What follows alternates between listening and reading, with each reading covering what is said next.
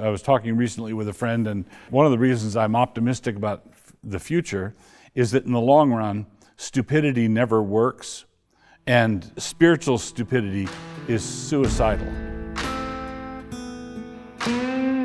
In Proverbs chapter 8, Lady Wisdom says, "All who hate me love death." All who hate me love death. And it seems that we're living in the middle of a global death cult where human flourishing, growth, just every man under his own fig tree, that is something that horrifies the people who would be our handlers and who would be our rulers. They don't want men to be free. Right. You're absolutely right. And we are now engaged in a huge struggle. The people are fighting the oligarchs. Mm-hmm. You could talk about the election of Donald Trump as a manifestation of that, which I think it is.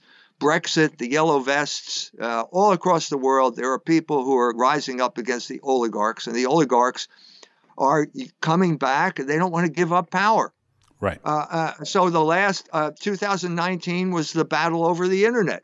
What are we allowed to say on the internet? Mm-hmm. Because suddenly people were realizing that the mainstream media were all controlled by the people who owned it, and that it wasn't reliable, and it wasn't in their interest any more than the government was in their interest. Right. And so suddenly there was a counterattack, and people were attacked for hate speech, which was just a code word for anything that these people didn't like. Right. You know?